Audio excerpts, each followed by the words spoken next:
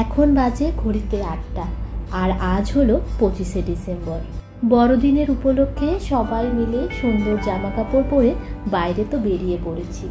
কোথায় যাচ্ছি সে তো জানাবই, তার আগে আমাদের পরিবারের তরফ থেকে তোমাদের সবাইকে জানাই মেরি ক্রিসমাস।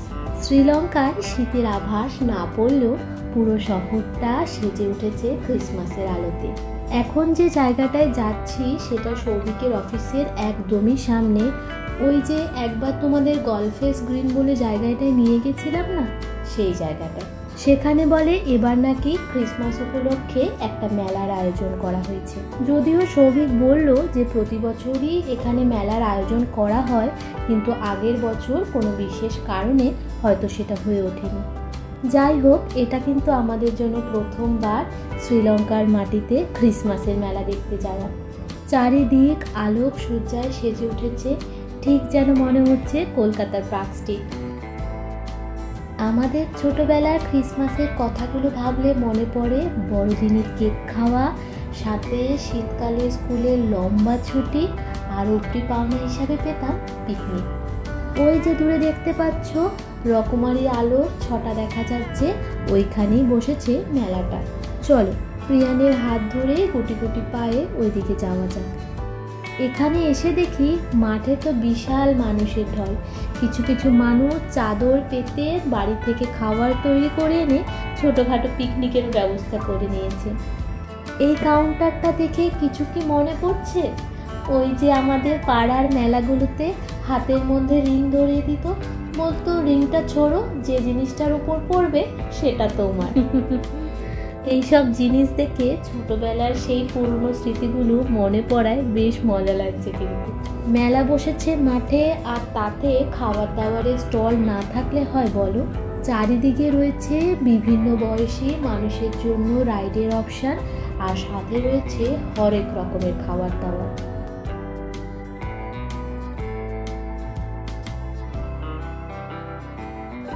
বেশ অনেকক্ষণ এদিক ওদিক ঘোরার পর চোখে পড়ল ঘোড়ার পিঠে চড়া এই রাইডটি।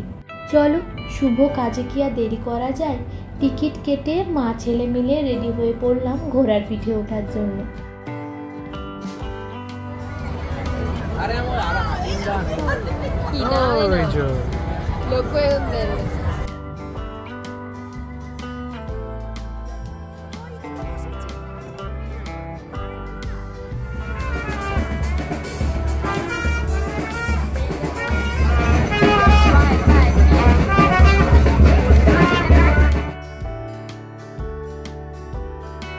দুজনে মিলে ঘোড়ার পিঠে চড়ে ভারী মজা করে সোজা চড়ে এলাম পপকর্ন কাউন্টারে।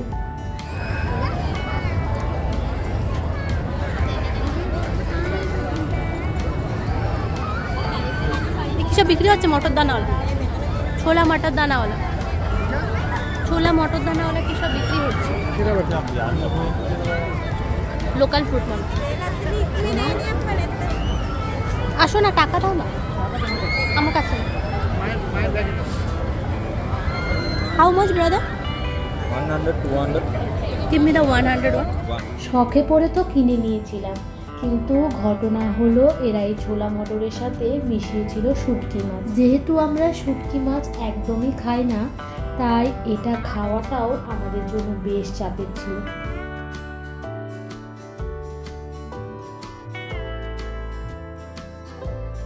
এইদিকে তাকাতেই দেখি ওরে বাবা, এ তো এক ভয়ঙ্কর জিনিস তৈরি করেছে। কম বেশি আমরা দুজনই ছোটোখাটো রাইডে চড়তে ভালোবাসি, কিন্তু এখান থেকে মানুষের যা আওয়াজ শুনছি তাতে আর বুকে সাহস পেলাম না।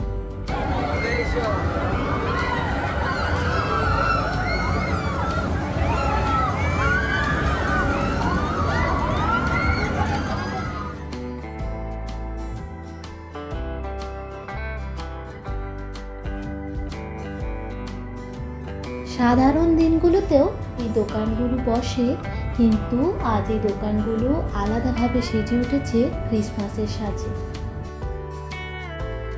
ওই দূরে একটা বিশাল বড় লাইটিংওয়ালা ক্রিসমাস ট্রি সাজিয়েছে। চলো তোমাদের একটু সামনে থেকে নিয়ে গিয়ে দেখাই।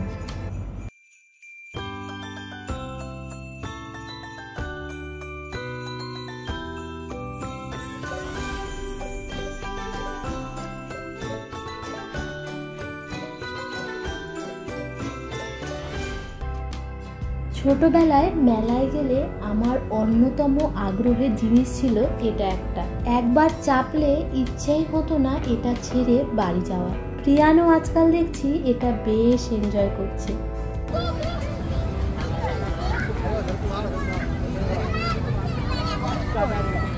ঘড়ির কাঁটা ঘুরতে ঘুরতে প্রায় 10টার ঘরে এসে ঠেকেছে, আর পেটের ছুঁচোগুলো বেশ জোর কদমে ডাকাডাকি শুরু করেছে।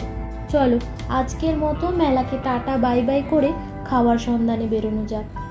এখানে খাবার দাবারের রেস্টুরেন্ট তো চারপাশে প্রচুরই আছে, কিন্তু আজ যেহেতু 25শে ডিসেম্বর, তাই মোটামুটি বেশিরভাগ রেস্টুরেন্টই ফুল।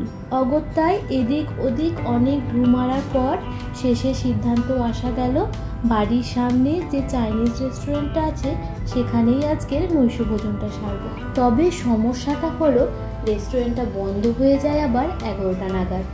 যদিও সৌভিক বুদ্ধি করে এবার আমাদের পেছনের রাস্তা দিয়ে নিয়ে যাচ্ছে, আশা করি সময়ের মধ্যে পৌঁছে যাব।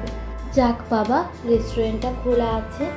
যদিও এর আগে 4-5 বার এই রেস্টুরেন্টে এসেছি, জানি খাবারটা ভালোই হবে। আজকের নৈশভোজের অর্ডার লিস্টের প্রথমে ছিল মামনির প্রিয় হট অ্যান্ড সাওয়ার স্যুপ। এই রেস্টুরেন্টটা আমাদের পছন্দের লিস্টে থাকার কারণ হলো খাবার তো অবশ্যই ভালো, সাথে যে কোয়ান্টিটির খাবার দেয় তাতে আরামসেই আমাদের দুজনের হয়ে যায়। স্যুপ খাওয়ার মজা শেষ হতে না হতেই পাতে পড়ে গেল গরম গরম নুডলস আর সাথে ঝাল ঝাল চিকেনের একটা ডিশ। বিশেষত আমাদের ছোট্ট সান্তার জন্যই এই নুডলসটা নেওয়া। ছেলেটা আমার চাউমিন খেতে বেশ ভালোবাসে। যদিও আমরা এই নুডলসের সাথে আমাদের সকলের জন্য 1 প্লেট রাইসের আইটেমও অর্ডার করেছিলাম, কিন্তু নুডলসটা খেতে এত ভালো ছিল শেষে আরেক প্লেট নুডলস অর্ডার দিতে বাধ্য হলাম।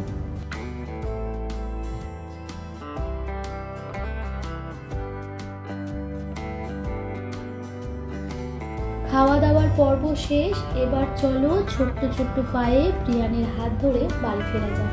আর আজকের ভিডিওটা তোমাদের কেমন লাগলো অবশ্যই আমাকে জানিও।